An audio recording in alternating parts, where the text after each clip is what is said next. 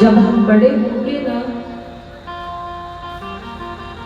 तो बस एक काम मेरा कर देना। क्या? बोले पिताजी जब हमको सिंहासन पर बिठाएंगे, हमारा राज तिलक करने की बात करेंगे, तो माँ तुम्हें एक काम करना है, किसी भी प्रकार से उस राज तिलक को रोकना है। माँ ने कहा क्यों राम? बोले माँ पृथ्वी का भार उतारने आया हूँ, राजपाट में फंस जाऊंगा तो जिस कार्य को करने आया हूँ नहीं कर पाऊंगा, इसीलिए माँ तुम्हारे पास दो वरदान है, उसमें से एक मेरे लिए वन की यात्रा मांग लेना, वनवास मांग लेना। जैसे राम जी ने कहा कि मेरे लिए वनवास मांग लेना, कैकेयी माँ का हृदय कांप गया, झंझर झंझर आंसू बहने लगे।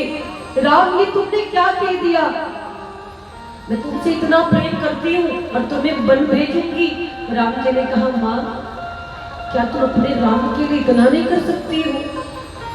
तुम्हारे इस कार्य से समाज का कल्याण होगा, संसार का कल्याण होगा।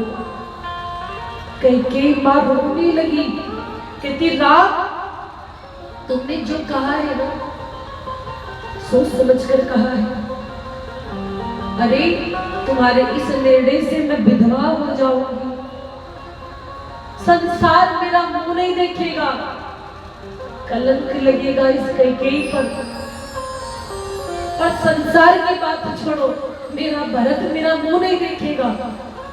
राम जी ने कहा माँ क्या संसार के लिए तुम इस कलंक को अपने माथे पर नहीं ले सकती हो? कैकेयी माँ राम जी को पकड़ करके रोने लगी, कहती है राम अगर ये कैकेयी कलंकित हो जाए तो कोई बात नहीं, पर संसार और समाज के कल्याण के लिए आज मैं अपने स्वाभिमान का त्याग करती हूँ। तो महाराज इंसान कोई धन दौलत छोड़ सकता है, कोई अपनी प्रिय वस्तु छोड़ सकता है, लेकिन स्वाभिमान के बिना कोई इंसान इस संसार में जीवित नहीं रह सकता है। लेकिन कैकेयी माँ का त्याग देखो, कैकेयी माँ ने अपना स्वाभिमान त्याग दिया, किसके लिए? संसार के कल्याण के लिए, समाज के कल्याण के लिए। और उन्हीं कैकेयी को हम लोग भरा बुरा कहते। वास्तव में राम जी को कैकेयी माँ ने वन नहीं भेजा, राम जी तो स्वयं बन जाना चाहते थे, माध्यम बनाया माँ कैकेयी को। आज कैकेयी माँ ने कहा कि राम मुझे पता है मेरी कितनी निंदा होगी, सारा संसार सारी अयोध्या नगरी मेरा मुंह नहीं देखना चाहेगी, मुझे ये भी पता है कि इस कारण से मैं वैधव्य को प्राप्त हो जाऊंगी, लेकिन ठीक है अगर समाज के कल्याण के लिए मुझे अपने सुहाग को दांव पर लगाना पड़े तो आज मैं तैयार हूँ। महाराज ऐसी महान सती कौन हो सकती है? ऐसी महान कौन हो सकता है जो अपना सर्वस्व स्वाभिमान सब कुछ त्याग दे समाज के कल्याण के लिए? अच्छा एक चीज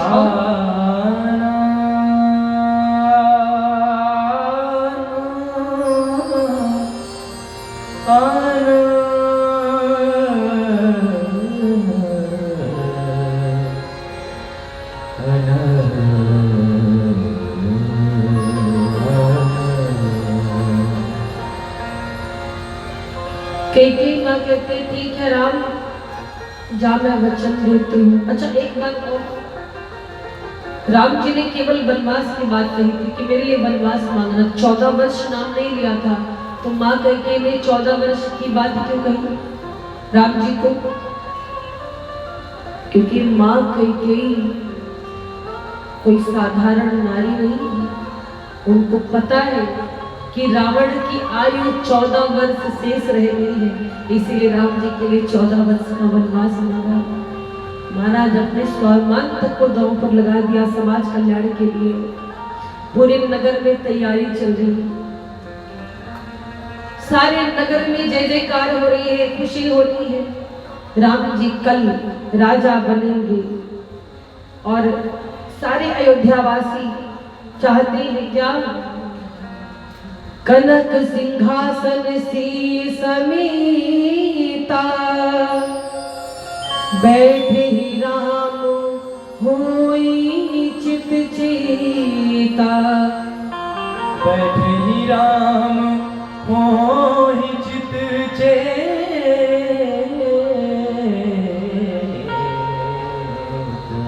पता है इस संसार में कोई भी अच्छा कार्य करने जाओ ना तो बाधा जरूर आती है।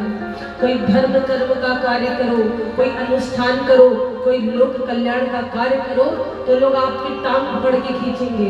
आप कोई बुरा काम करोगे, किसी की हत्या करने जाओ, कोई बोलेगा नहीं डर के मारे, किसी की मजाल नहीं होगी। लेकिन कोई अच्छा कार्य करोगे तो लोग बाधा डालेंगे, क्योंकि सत्कर्मों में विघ्न आते हैं। राम जी सिंहासन पर बैठने वाले हैं तो इसमें भी विघ्न आया। क्या विघ्न आया? जो कुचक्री देवता है वो विघ्न मना रहे थे। किस लिए? अगर राम जी बैठ जाएंगे सिंहासन पर, राजा बन जाएंगे, राजपाट में उलझ जाएंगे तो फिर रावण को कौन मारेगा? इस पृथ्वी का भार कौन उतारेगा? तो सब माँ सरस्वती को प्रणाम करने लगे। हे माँ, किसी भी तरीके से इस विचार को राजा त्याग दे या कुछ ऐसा हो जाए कि राम जी का राज तिलक टल जाए। सब देवता विघ्न मना रहे थे महाराज। और देखिए माँ सरस्वती ने उन सबकी प्रार्थना स्वीकार की। अपयश का पिटारा किसको बनाया? मंथरा को। माँ कैकेयी की जो सबसे प्रिय दासी है मंथरा को अपयश का पिटारा बनाया। नाम मंथरा मंदमती, चेरी कैकेयी केरी, अजस पिटारी ताही करी, गई गिरामती फिरी। गिरामती फे मति फे। मंथरा ने आकर के माँ कैकेयी की बुद्धि को बिगाड़ दिया। जब सुना कि पूरे नगर में चर्चा हो रही, राम जी राजा बनेंगे, बढ़िया तैयारियां चल रही है, मंगल साज सज रहे, हर स्थान पे रंगाई पुताई चल रही है, बढ़िया दिव्य कलश रखे जा रहे हैं, ज्योति जलाई जा रही है। मंथरा ने देखा, नगरवासियों से पूछा क्या बात है भाई, किसकी तैयारी चल रही है? एक नारी बोली कि आपको नहीं पता है कल हमारे राम जी का राज तिलक होने वाला है, इतनी बड़ी खुशी है, हम सभी जिस दिन की प्रतीक्षा बरसों से कर रहे थे वो समय आ गया है। मंथरा के हृदय पे सांप लौट गया। आई आकर के मुंह बना करके बैठ गई। गोस्वामी जी कहते हैं याद तिरिया चरित्र करने लगी, यानी मन में कुछ और है, ऊपर से कुछ और है। जैसे ही कैकेयी मैया ने देखा, अरे मंथरा तेरा मुंह क्यों लटका है? अरे आज तो मेरे राम, कल मेरे राम सिंहासन पर बैठेंगे, तू भी खुशी मना। मंथरा बोली महारानी आपको होगी खुशी, हमको नहीं है। क्यों? बोली मुझे आगे दिखाई पड़ रहा आपका क्या होने वाला है। क्या? बोली बनने तो राम को राजा, उसके बाद देखना तुम लगाओगी झाड़ू पोछा, कौशल्या जी तुमसे झाड़ू पोछा करवाएंगी। अरे एक सौतन होती है। अब मन में देखो जहर फैलाने लगी। और एक बात जान लो महाराज, इस खाने में एक बार जहर मिला दिया जाए उसका उपाय होता, पर कान में विष घोल दिया जाए तो उसका उपाय नहीं होता है। आधे घर तो इसीलिए फूट जाते हैं कि लोग दूसरों की सुनते, घर वालों से ज्यादा दूसरों पर विश्वास करते, पड़ोसी पर विश्वास करते, और इसीलिए घर में कला होती है। मंथरा ने जब इस तरह से कहा तो क्या कहा कैकेयी माँ ने कि घर फोड़ी कहीं कि मेरा घर फोड़ने आई है तू, और दोबारा कभी ऐसा कहा ना तो तेरी जिह्वा उतार के रख लूंगी। तेरी हिम्मत कैसे हुई मेरे राम के विषय में इस तरह से बोलने की? मंथरा बोली अभी बड़ा अच्छा लग रहा, आगे देखना क्या होगा महारानी। या तो आप झाड़ू पोछा करेंगी और आपका बेटा जो भरत है भोला भाला उसको जेल में डलवा देंगे, लक्ष्मण जी राम जी के साथ बोलेंगे, पूरे नगर में पूरे राजमहल पे कौशल्या की सत्ता चलेगी, सौतन होती है। महाराज पहले तो माँ कैकेयी इस बात को विश्वास नहीं कर रही थी, लेकिन मंथरा ऐसा भाव उत्पन्न कर दी कि माँ कैकेयी बातों में आ गई। अरे क्या हुआ? कैकेयी माँ ने कहा कि नहीं मुझे कौशल्या की दासी बनकर नहीं रहना है, मैं अपने मायके चली जाऊंगी, इससे अच्छा। बोली एक उपाय है क्या? बोली तुम्हारे पास 2 वरदान है। हाँ तो जाओ, देर मत लगाओ। कल राज तिलक हो, इससे पूर्व आज ही सारा काम करना है। क्या करना है? बोली कुंभ भवन में जाओ, आप राजा की प्रिय दासी हो, जाओगी, राजा को पता चलेगा, आएंगे पूछने तो बोल देना कि हमें 2 वरदान चाहिए। क्या? बोले भरत को राजगद्दी और राम जी को वनवास। महाराज कई मैया बात में आई, आभूषण इत्यादि त्याग करके कोप भवन में लेट गई। कोप भवन में गई, कोप भवन में जा करके जब भूख प्यास त्याग करके लेट गई, चक्रवर्ती जी को पता चला, पहुंचे तो पूछा कि क्या बात है, आप यहाँ पर पड़ी हो, पूरी नगरी आज राम जी के राजा बनने की प्रतीक्षा में है और आप यहाँ पर पड़ी हुई हो, क्यों? अरे आप तो राम को भरत से ज्यादा प्रेम करती हो, आपको तो उठ करके तैयारियां करनी चाहिए। कई जी ने कहा कि राजन आपको 2 वरदान याद है। चक्रवर्ती जी ने कहा अरे मुझे सब याद है, ये बताओ किसी ने आपका अपमान किया है या कुछ कहा हो तो बताओ, मैं उसे समाप्त कर दूंगा। क्यों यहाँ पर पड़ी हुई हो? कई जी ने कहा मेरा कोई अपमान नहीं किया, बस मुझे 2 वरदान चाहिए। कौन सा? कहती है कि हृदय पर हाथ रखकर सुनिए राजन, आपने मुझे 2 वरदान मांगने को कहा था, आज मैं आपसे 2 वरदान मांग रही हूँ। पहला कौन सा वरदान मांगा? सबसे पहले कहा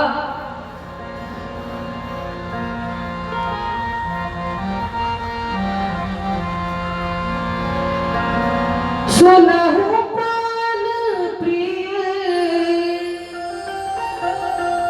भगवत जी का, देहु एक बर भरत टीका, देहु एक बर भरत टीका, देहु